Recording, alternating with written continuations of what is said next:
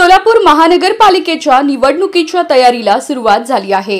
राज्य निवडणूक आयोगाच्या निर्देशानुसार सोलापूर महापालिका प्रशासनाकडून मतदान यंत्रांची प्राथमिक तपासणी करण्यात आली।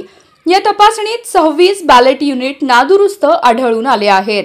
सोमवारपासून सुरू असलेल्या या प्रक्रियेचा पहिला टप्पा पूर्ण झाला असून आता कंट्रोल युनिट तपासण्याचे काम सुरू करण्यात आले आहे। महापालिकेकडे उपलब्ध असलेल्या 2284 बॅलेट युनिट्स आणि 1218 कंट्रोल युनिट्स यांची तपासणी 12 मास्टर ट्रेनर्सच्या मदतीने करण्यात येत आहे। ही संपूर्ण प्रक्रिया येत्या 8 दिवसात पूर्ण होणार आहे।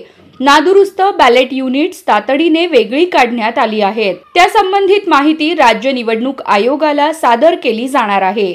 आयोगाकडून पुढील आदेश प्राप्त झाल्यानंतर त्यानुसार पुढील कार्यवाही करण्यात येईल असं प्रशासनानं स्पष्ट केलं आहे। ही तपासणी महापालिका काउन्सिल हॉलमधील स्ट्रॉंग रूममध्ये करण्यात येत आहे। महापालिका अतिरिक्त आयुक्त संदीप कारंजे यांच्या नेतृत्वाखाली हे काम सुरू आहे।